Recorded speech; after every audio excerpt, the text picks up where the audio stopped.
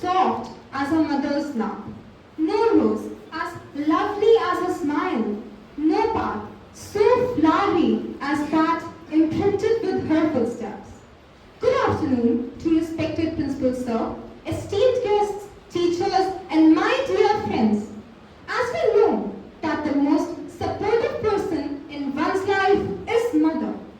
Mothers are the one who always protects us, who is always with us wherever we are. Mothers are the one who never leaves us. She is the one who can forgive our thousands of mistakes. She cries when we cry. She sits beside us the whole night when we are ill. She leaves her admirations to fulfill our desires. As there is a well-said quote that states, there is no one more powerful than a mother, as she is the greatest warrior in this world. She works 24/7 day and night for us, but in return, we doesn't give her respect that she deserves. Mother is not a machine that can work without stopping. She always tries to keep everyone happy, but we are the one who never cares about her. She deserves respect, freedom, recognition, love, and care. In our conservative society, not only mothers, but every woman is treated as she is a maid in her family. She also deserves some respect. She also deserves the same status equal to men in the society. So, with this dream of women empowerment, we the students of class 11th are presenting a drama named Mother's Day. The characters of the drama are as follows: Mrs. Annie Pearson by Mani Saxena, George Pearson by Shiv Shukla, Doris Pearson by Navya Gupta, Cyril Pearson by Mohammad Faraz, and Mrs. Matthew by Akriti Mishra. The action takes place in the living room of the Pearsons' house in the London suburb. Time, the present. Scene, the living room of the Pearsons family. Afternoon. It is a comfortably furnished, much lived-in room in a small suburban semi-detached villa.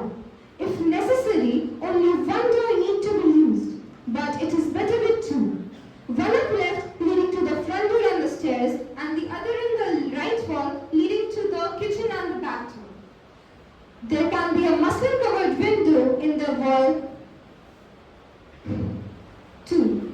The fireplace is assumed to be in the fourth wall. There is a settee up right, an armchair down left, and one down right. A small table with two chairs on either side of it stands at the center. It is an afternoon on the early autumn. Mrs. Pearson at right and Mrs. Matthew at left are sitting opposite to each other at the small table on which are two teacups and saucers and the cards with which Mrs. Matthew has been telling Mrs. Pearson's fortune. Mrs. Pearson is a pleasant but worried-looking woman in her 40s. Mrs. Matthew is older, heavier, and a strong, sinister personality. She is dealing the cards.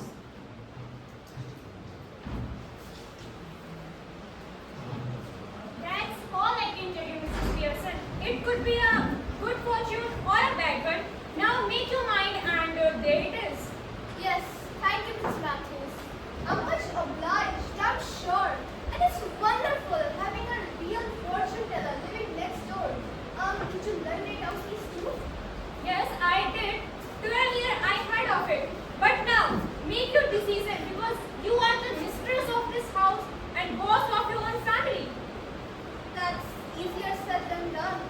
Besides, I'm so fond of them. Even if they're so thoughtless and selfish, I know they don't need to be. Maybe not, but it could be better for them if they learn to treat you properly, Mrs. Pearson. Yes, I suppose it would. In a No, way. no doubt about it all. Do you think it does them good when they treat you like a servant all the day?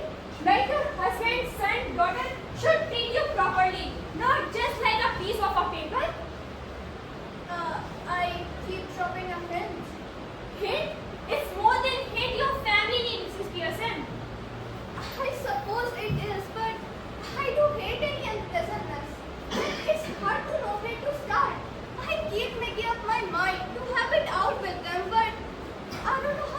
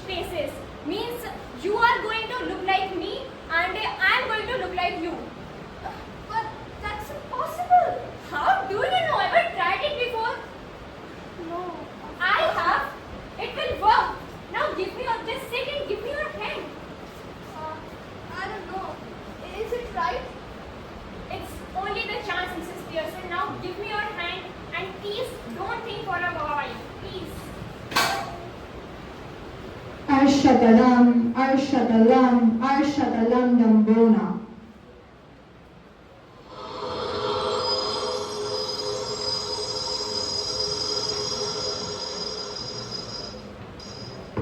After the spell has been spoken, both women go lax, as if the life were out of them. Then both come to life, but with the personality of the other. So now, Mrs. Pearson is bold and dominating, and Mrs. Matthew is nervous and fluttering.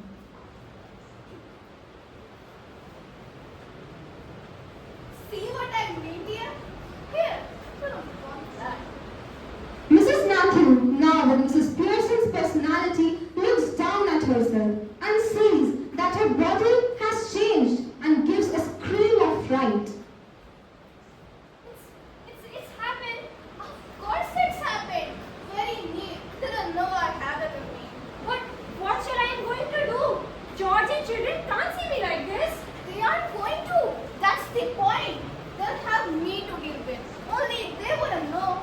But what if we can't change back? It could be terrible. You're steady, Mrs. Pearson. If you had to live my life, it wouldn't be so bad. And personally, I think you'll have more fun as me as you had as you. I don't want to anybody else. Oh, stop worrying. It's easier changing back. We can do it any time we want. Well, do it. Oh, not likely. I've got to deal with your family first. Do you know how to begin with them, you said? Well, I'll show you. But what am I going to do? Oh, yeah, about that. Just listen. Go to my house, there's nobody there. And then go back and see how we're doing. You ought to enjoy yourself. Now better get off.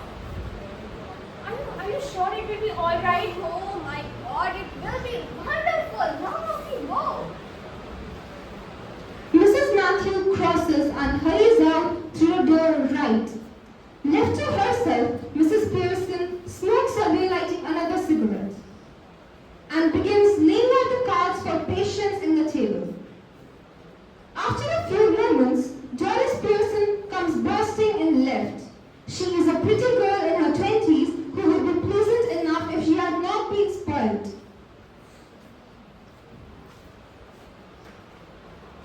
Mama, you still have a pink dress. And what are you doing? What do you think I'm doing? Whitewashing the ceiling, but you're smoking. So what? What do you want? But I thought you didn't smoke. Of course you thought wrong. Are you having tea in the kitchen? Have it wherever you like. Do you mean it's not ready? Yours is it. I read all I want. Huh? Might as well go out for dinner tonight. Who might? I might. Who do you think? Mama, what's the matter with you? Oh, don't be silly. It's not me who is being silly. I have worked all the hard and you could not even prepare the tea. And have you ironed my pink dress? Want it ironed? What do you think it's going to do? Iron it itself? No, you are going to iron it. I used to. Now I've decided I won't. And don't you dare talk rubbish to me about hard work. I put in twice the hours you do and get no wages, no thanks for it. Anyways, leave it. Why do you even want that dress? Where are you going? Out with Charlie. My God, why? What do you mean by it? He had asked me out and I don't. Any objection? I wouldn't be seated with Charlie Spence. Bhakti, then how bitter. He isn't. Oh, when I was your age, I would have found someone better than Charlie Spence. Or given myself up as a bad job. Oh, shut up! Doris runs out left. Mrs. Pearson chuckles and begins putting the card together. After a few moments, Cyril Pearson enters left. He is the masculine counterpart of Doris. Hello, Mom. Tea ready? No, No? Why not? I couldn't bother. Feeling off color or something? Never felt better in my life. What's the idea then? Nothing but just a change. Well, snap out of this, Mom. I don't have too much time. Like I have plenty of time. Yes, but I don't have it. Got a busy night today. Did you put my things out? Can't remember, but I doubt it. Now look. When I asked you this morning, You said you will look into them if there was any need.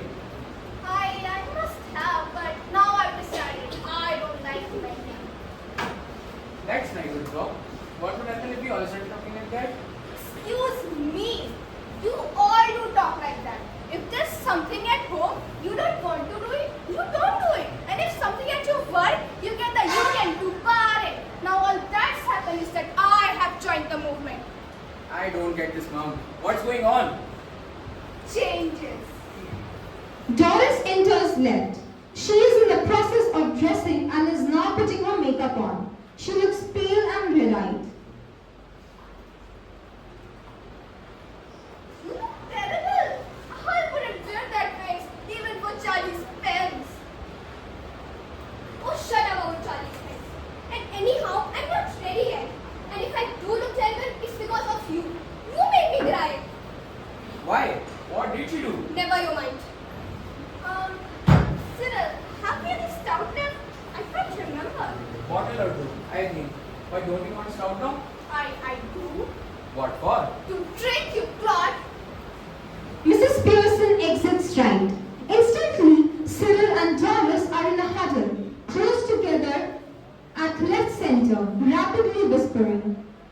Excuse me like that, did you do? Yes. No tea ready. Couldn't care less. But I thought I had done something wrong. So did I. But it's her, of course. She was smoking and playing cards when I came in, and I couldn't believe my eyes. I asked her if she was feeling off color and she said she wasn't. Do you think she could have hit on it or something? Sounds like a silly woman. She does behave like a silly. Now then, what's it? If she's going to be like this, then Dad's come home.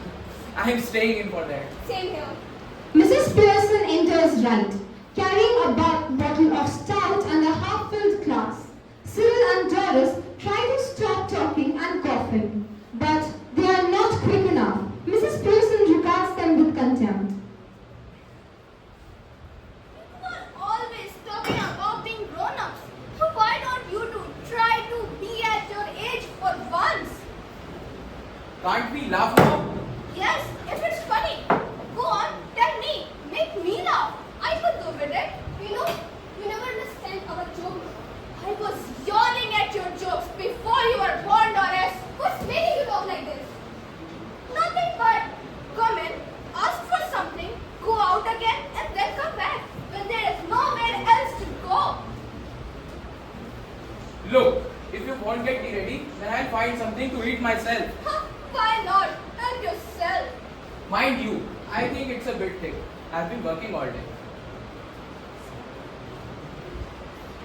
8-hour day. Yes, 8-hour day. And don't forget it. I've done my 8 hours. That's different. Of course it is. It was 40-hour week for now, and just wait till I have my 2 days off at the weekend. Mummy, you don't mean you're going to be off on Sunday and Saturday? No, I'm going to go that far.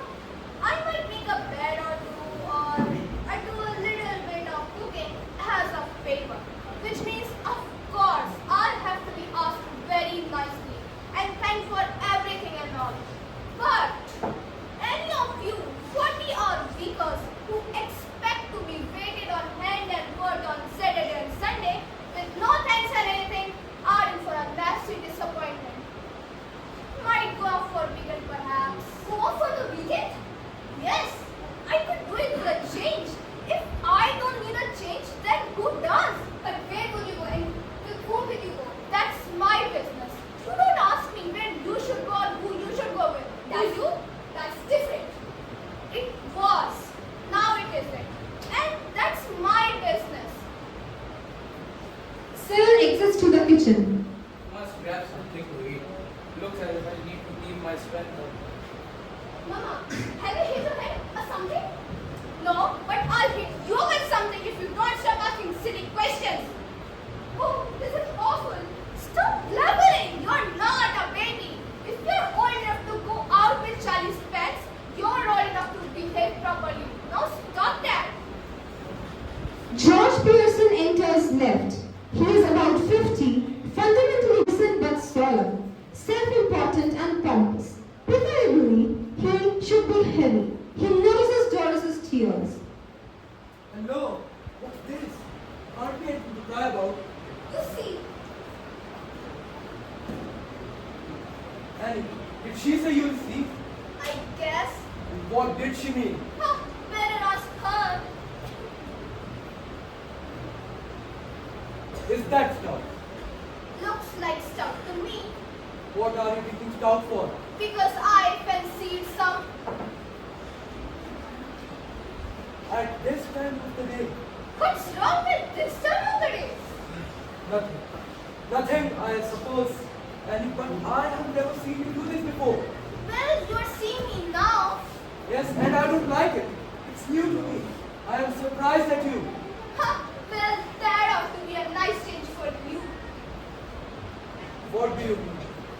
You know, it must be some time since you were surprised at me, George. Yes, and you know that I don't like surprises. I am all for a study going on. You ought to have known that by this time. Leave it. By the way, I forgot to tell you. I wouldn't want anything. There's a special snooker match night at the club tonight. And maybe a bit of snooker going on. So note me. That's good. There isn't any. You didn't prepare any? Yes, and a good thing too, as it turned out. That's all right. But suppose I had wanted to. My goodness! Listen to the man! Annoyed because I don't get a tea ready for him that he doesn't even want. Ever tried that at a club? Right, what? At the club. Nothing but going up to the bar, telling Anne you don't want a glass of beer, but get annoyed because they haven't already poured it out. Try that on them and see what you get. I don't know what you're talking about. They'll laugh at you, even more than you do now. Laugh at me. Annie, listen, I've been going to the club since 5 years. They know me. They don't laugh at me, they respect me. Respect my foot.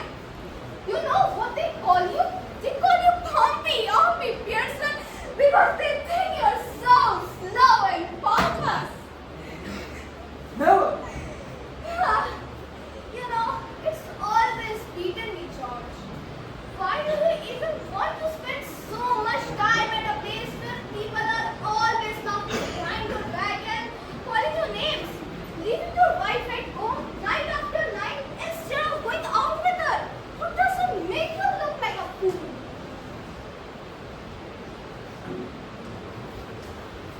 Cyril entered.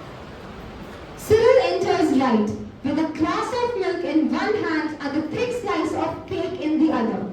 George, almost dazzled, turns to him appealingly. Here, Cyril, you have been with me to the club once or twice, right? Why don't you tell her that they don't laugh at me? Or call me Pompey Pearson? Go on, tell her. Well, yes, Dad. I'm afraid they do. Well, I'll be done. George exits left, slowly, almost as if somebody had hit him over the head. Cyril, after watching him go, turns to Mrs. Pearson. Hold in that. That's not fair. Your heart is feeling. Mine too. Sometimes it does people good to have their feelings hurt. Don't want it to hurt anybody for long. And about your father, if he didn't go to that club so often, perhaps they'll stop laughing at him. I doubt it. Possibly. But you know what I doubt? It's whether your opinion is worth it. Just tell me, what do you know? Nothing, right? You spend so much time and good money at greyhound races, ice shows and dirt tracks. Why? So what? I've got to enjoy myself somehow, haven't I? Well, I wouldn't mind if you were actually enjoying yourself, but it really isn't fitting you. Might be for me. I'll see. It's that silly old guy from the next door. Mrs. Matthew. You don't want her here, do you? Of course I do. And don't you dare call her a silly old bag either. She's a mature woman with a lot more sense than you'll ever have. Now, come in, Mrs. Matthews. I just wonder if everything's all right here. No, it isn't. Of course it is. You shut up. Why should I be quiet? Because I tell you to, you silly spoiled young brat. It's okay. No, Mrs. Matthews. I'll manage my family on my own. You manage yours. Yes, but Cyril, Leave it. Leave him. Just sit. what's happening here? Huh? Nothing. Just putting up in their places. Doing what you ought to have done long since. Okay. Is George home? Yes. And apparently, I've been telling him what they think of him at the club. I wish we are not able to do the thing. I wish I couldn't be have this. Oh, it's all right. Everything is fine. But I don't think I want them eating out of my hand. They're going to do it anyways.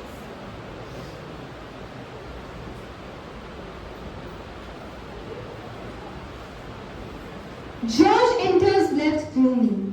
He is unpleasantly surprised when he sees the visitor. He moves to the armchair down left, sits down heavily and gloomily, lights his pipe. Then he looks from Mrs. Pearson to Mrs. Matthew, who is regarding him anxiously.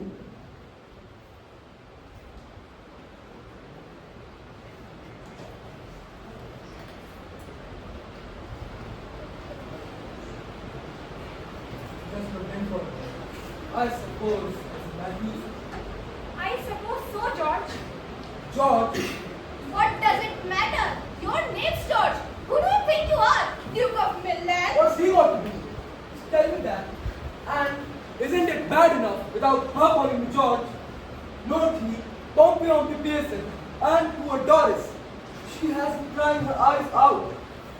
Yes, her eyes out. I ought to have been known. You ought to have known. Why ought you to have known? Nothing to do with you. Look, Mr. Matthews, we are at 6th and 7th grade just now. So perhaps you'll excuse us. I won't excuse you. And George Pearson, next time a friend or a neighbor comes home, just say something nice to them. Don't just march in without a word. It's bad manners. It's okay, Mrs. Pearson. No, it's not all right. We'll have some decent manners in this house, or I'll know the reason why. Well, Well, what? special night tonight, isn't it? They'll be waiting for you, wanting to have a good laugh. Go on, don't disappoint them.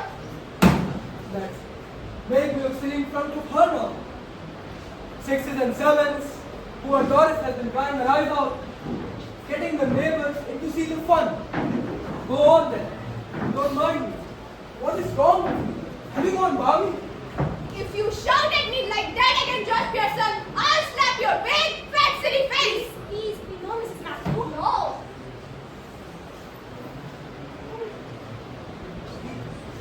Either I'm of nature or you two are. How do you mean by please no, Mr. Matthews? See, you are Mr. Matthews. Why are you telling yourself to stop when you're not even doing anything? Tell her to stop. Then that would make more sense. Say that again, George Pearson. All right. Doris enters left slowly, looking miserable. She is still wearing the wrap. Mrs. Pearson sits on the settee.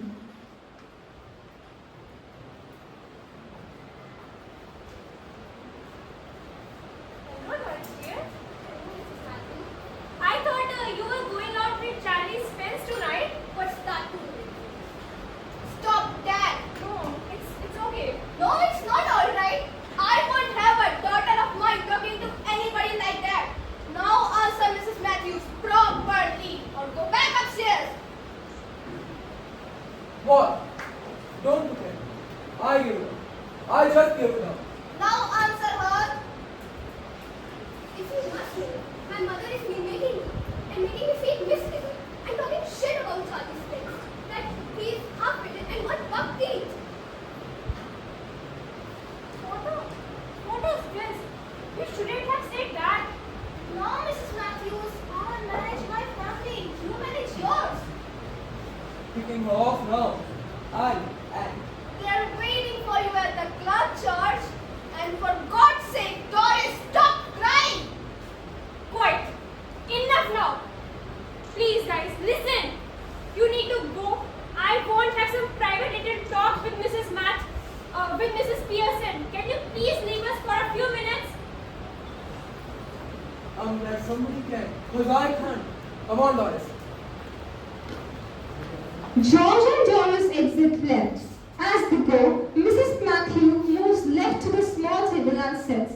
She eagerly beckons Mrs. Pearson to do the same. Mrs. Matthew, we must change back now. Please.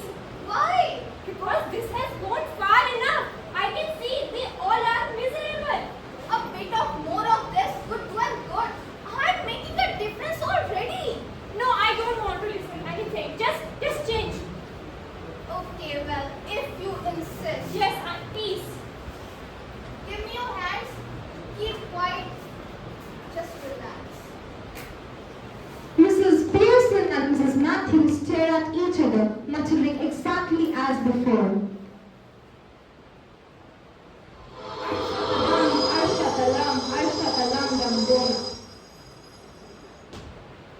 After the spell has been spoken, they carry out the same action as before, going relaxed and then coming to life.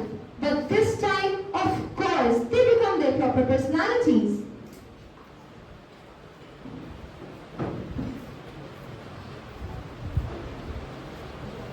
Well, I enjoy that. I need it. Listen, Mrs. Pearson. Don't go soft with them again. Otherwise, this all will be wasted. I'll try not to, Mrs. Matthews. See, just do, okay? I think they need a rough or more hour treatment to make them online. Yes, I guess so. But I think they'll do better now. So, I don't know how I'm going to explain this. You don't need to explain them or apologizing them for you done. I'm sure everything will be fine. After all, they're not your husband and children.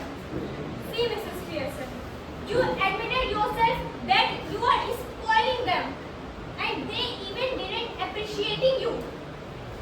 You have to take action on this now. Anyhow, we can test it. But how? See, just do the thing that you like, they don't or not. Well, yes, like giving me hands in the supper. Huh? Just do it. A family game of rummy. Though we only hardly have one except for Christmas. Then do it now. Really? Yes, of course. But remember, keep up firm. Okay? Now, just remember I am calling them. And please don't forget whatever I tell you. Well, you can come in now. Yes, ma'am.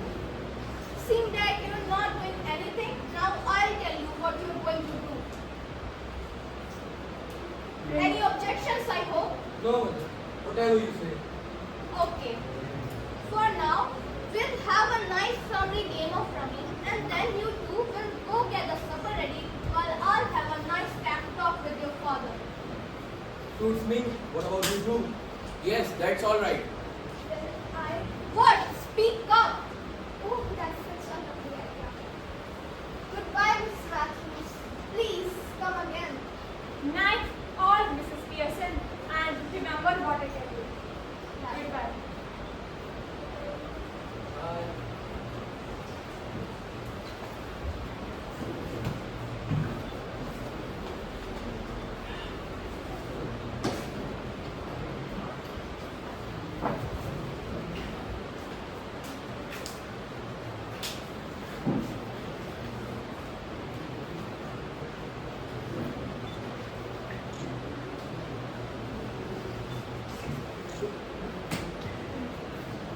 Mother is she who can take place of all, but no one else can take her place.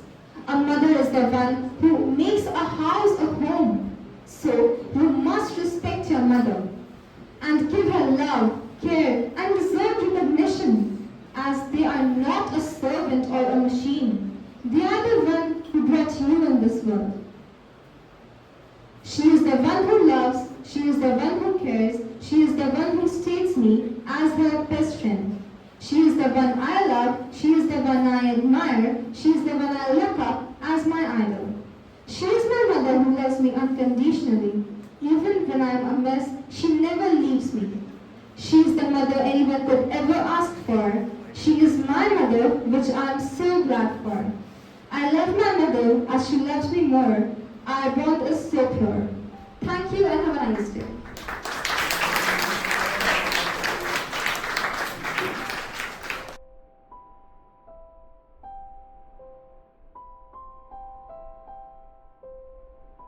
Dear students, good morning dear students. Good morning, ma'am. I hope you all have learned a lot through this play, and yes, no doubt a well directed play by Baban sir, and yes, the acting of all the students, it was superb, very nice performance, and I wish these things to come in future, and the rest of the students who are sitting here as audience will perform the another acts and another plays in times to come.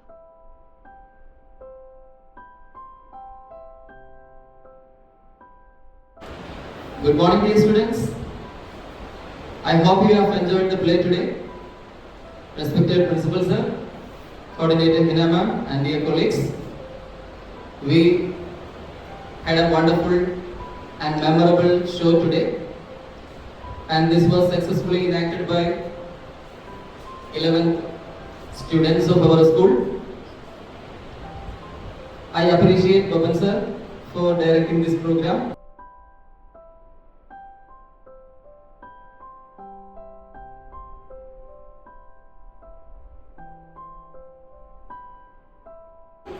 Good morning, dear children and faculty members. The way the children performed this Mother's Day play by Jaipuria Play was really amazing. The children had really prepared well, and the best part was their mentor was awesome. I was deeply impressed by the performance by the children, especially Manvi, who had kept all the emotions intact, whether it be as Mrs. Pearson or it be Mrs. Matthews. Abhya, she played a very nice role as the anchor, and then I not see here where is that little girl Doris, who was so curious, but really it was an amazing play, and I hope the things go on time and time again. Thank you.